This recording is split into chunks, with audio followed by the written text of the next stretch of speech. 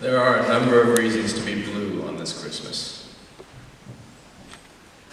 On a personal level, families are being torn apart by political differences. Most of us here have lost loved ones. The feeling of loss is acute this time of year.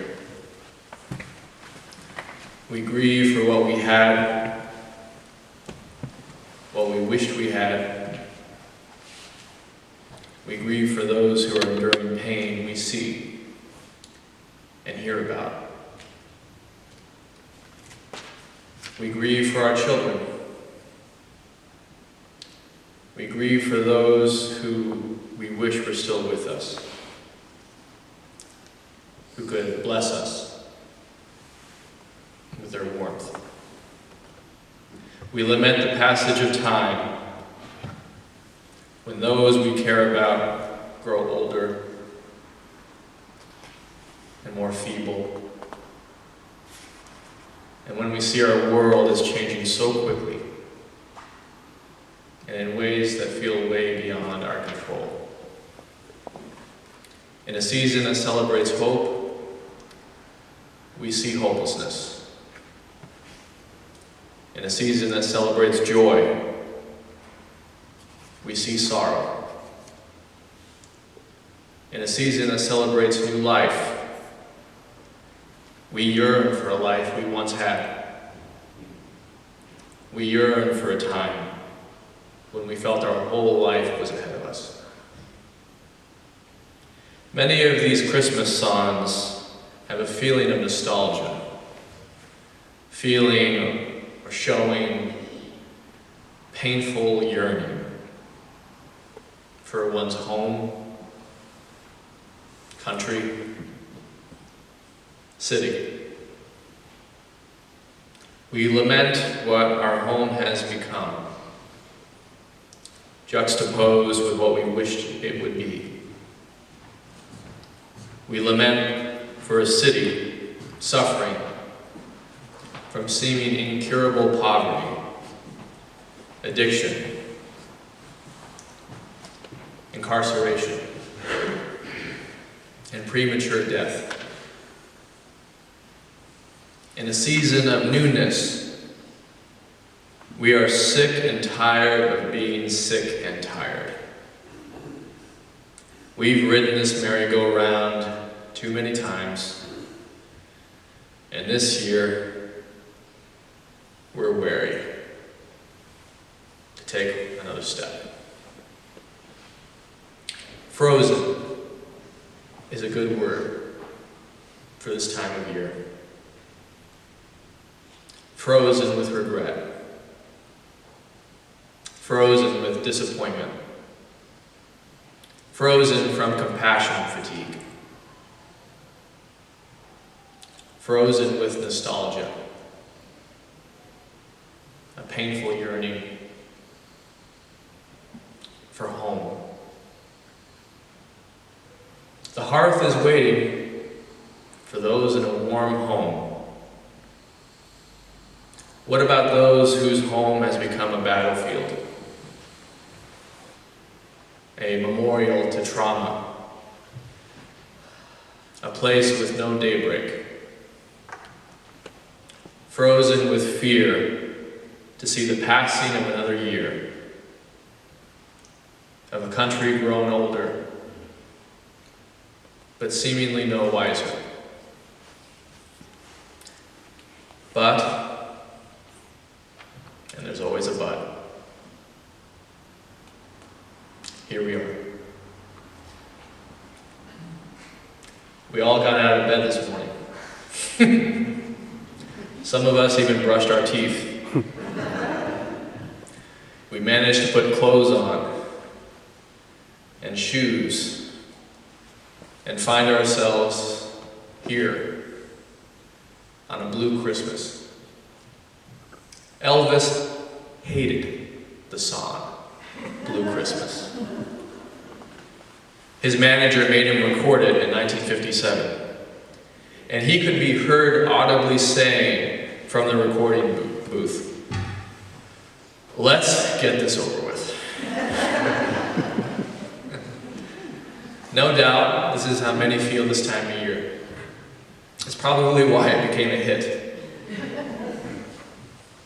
It's a kind of violence to expect ourselves or others to feel how we don't. It's a kind of violence to enforce good cheer and lightness on those who are mired, stuck in a pit. In the First Testament, there's a story of a group of brothers who gang up on their brother Joseph. Joseph is seen as the most beloved son, and they come to resent him. They plan to put Joseph in a pit and leave him there until they can successfully sell him into slavery. Have you heard this Christmas story? Probably not. But I know it describes the reality of many more families than we care to admit. I've always appreciated a commentary on this story from Sarah Savage, who said that the pit that Joseph was put in was the pit of what we would call today depression. It's a pit. It's a feeling of being surrounded by night, by the blues, and unable to get out. There is certainly a stigma to this, a stigma of depression, anxiety, and fear. This stigma can make us feel even more blue, even more trapped, even more isolated. It's really hard to be in a position when you're forced to admit you need help, that you need support, that you crave solace, warmth, and understanding. It can be excruciating to be at this tipping point. I think it is perfectly sane to rebel against the rush of this season, the rush to be happy, the rush to do, the rush to maintain what has been done. I think when we feel this rebellion, it's because sometimes it's our soul telling us we need to slow down and face something.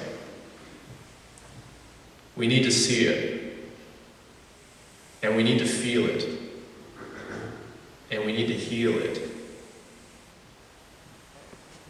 We need community, real community. People who can take us from here to someplace else, who can protect us from freezing to death. Feeling, really feeling, is the most rewarding and difficult work we have to do in this lifetime. Feeling blue is a sign that we're still alive. Feeling angry, feeling depressed, feeling disappointed, feeling nostalgic. It's the pain that's the reason for the season. We can forget that in our present day. Christmas was never meant for the jubilant. It never was. It was never meant for the glad. It was meant for those who needed jubilee. It was meant for those who needed gladness. Christmas was for the poor the material poor, and the poor in spirit. It was made for people like you and me, who breathe and live and feel blue. It was made for actual people, not caricatures. But feeling without imagination can make life seem like prison. Without imagination, it would make sense we would seek to minimize feeling, to distract ourselves, forget ourselves, abandon ourselves. It would make sense to feel angry at a season that only perpetuates how sad we feel. It happens without our control, and this is the most distressing part. It feels like a season that colors everything that we see. And sometimes all we see is blue, through the lens of, let's get it over with. The Unitarians invented Christmas in North America. Yes, you heard me correct. The Reverend Charles Fallon, a Unitarian minister in Lexington, Massachusetts, wowed his guests one Christmas Eve when he brought over a tradition from his native Germany. He took this old tree, put it inside his house, did something which everyone thought was crazy. He put decorations on them and celebrated Christmas. Today, Charles Fallon is known as the father of American Christmas trees. His concerns in his ministry were religious freedom and the abolition of slavery at that time. We get the song Jingle Bells from another Unitarian minister in the 1850s named James Pierpont of Medford. He penned the popular song in his minister's study. As some of you know, Charles Dickens associated with Unitarians all of his life. And this is where he found great sympathy for the plight of the poor. Dickens himself, as some of you know, grew up very poor, with a father who was sent to debtor's prison. Young Dickens was forced to work in labor camp, imprisoned to help his family. His lead character, Ebenezer Scrooge, is about a man who doesn't allow himself to feel. He doesn't allow it. He doesn't allow himself to feel sympathy or to feel love. So he focuses on his business affairs. His narrow life he has built to protect himself from sorrow and pain. It is only by feeling sorrow, his own, and those in his community is he transformed. It's a very Unitarian Universalist story. Unitarian Universalists love Christmas. We invented it in a profound way. And many of us still celebrate it and secretly despise it sometimes. It's true. I'm just speaking the truth. That's why I'm here. My sense is that those who truly despise it for a very good reason. Instead of a holiday that adds to our humanity, a holiday that opens us up to greater feeling and sympathy, it can shut us down with unrealistic expectation. holiday season can make people feel two-dimensional, simplistic, and petty. It can too easily be forgotten that you can't have this season without sorrow, without nostalgia, without disappointment. Hope becomes meaningless, absolutely meaningless, if you don't spend some time knowing there are some serious pits out there, and that there are people stuck in those pits. It can be a season meant for animated characters, not real people. Real people who experience hunger, yearning, and grief.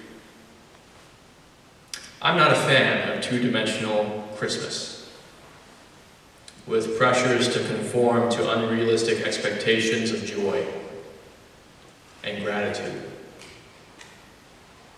I prefer a real Christmas. And a real Christmas, my friends, is always blue. It uses sorrow and starkness as the starting place. It finds beauty and meaning in the inescapable passage of time and all the hardships we've endured up to this point. A real Christmas is for those who weep, and for those who have lost touch with feeling and wish they could weep, but they can't. It's for those who are frozen with dread this time of year, frozen in remembrance of the past, frozen in expectation of awe. It's a cold, nighttime experience. It would be tempting to just avoid the whole charade, to avoid any celebration whatsoever, to avoid the possibility of even accidentally running into joy. But I'm not sure that's always right. Sometimes it might, but sometimes I think we need a taste of the trans-rational. We need a taste of the sweetness that upsets our palate. We need a reminder that we are just as much created by the world as we are creating it. For me, true joy is an unexpected surprise. We don't come to Christmas feeling joyful at all times. We come to this season as we are. And sometimes we come blue. We come worn out, tired, weary, frozen. We come bearing no gifts except the most precious, the gift of life that breathes us in our painful yearning. This gift of life often goes unnoticed this time of year. We get distracted. We get worried. We get blue to the point it's all that we see. The most precious gift is the one that is most common and the one we're least likely to notice.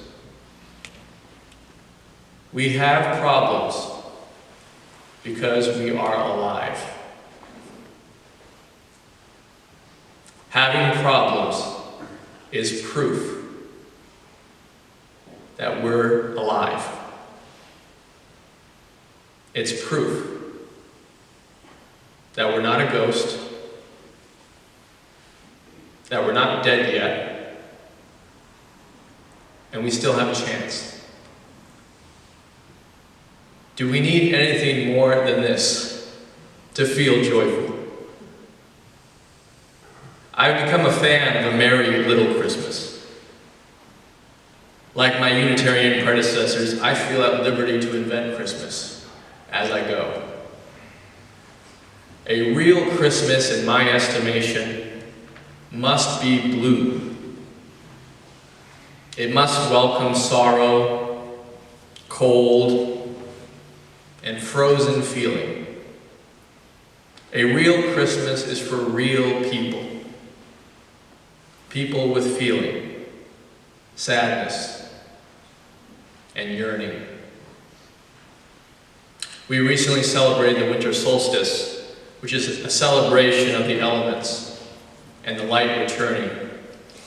Christmas is a different holiday. It involves a human person who is born in inhospitable conditions, in a world that is literally trying to kill him. Yet the child survives. And this very survival is seen as a miracle. It's a story that truly begins in fear and sorrow. Jesus had a blue Christmas, everyone. His birth is a miracle.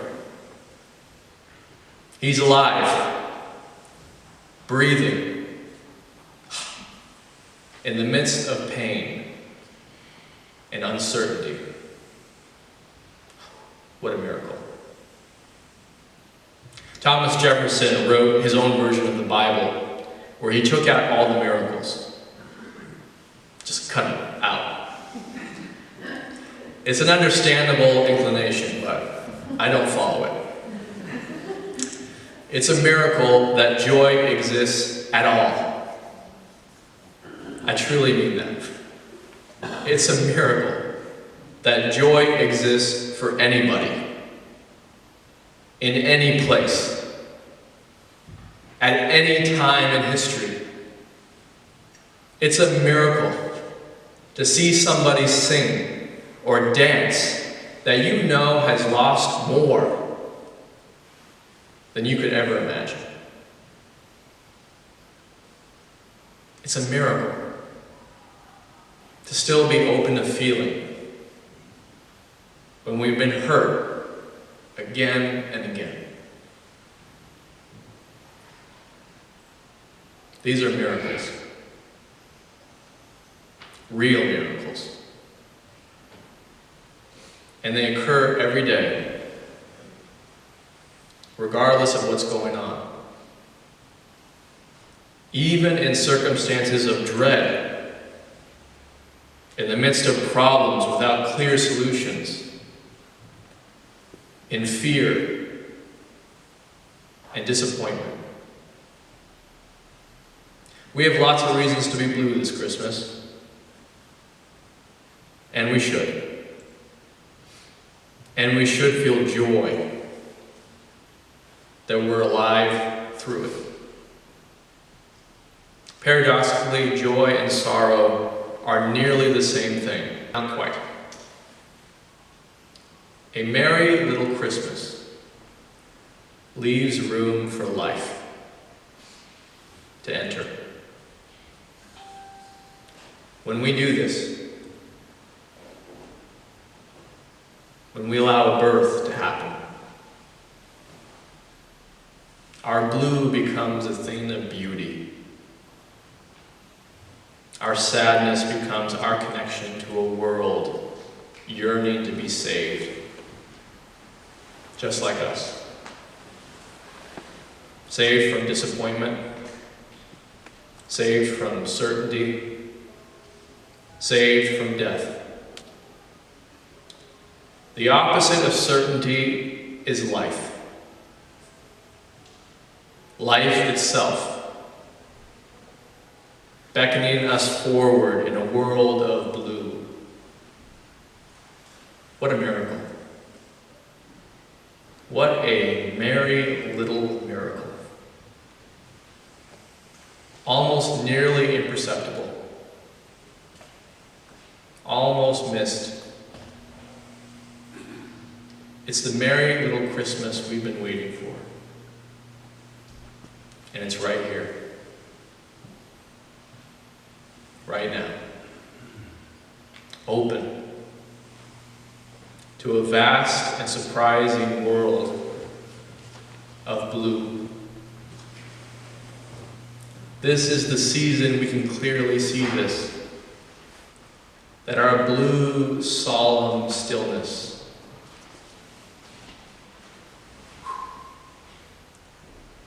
It lets the angels sing.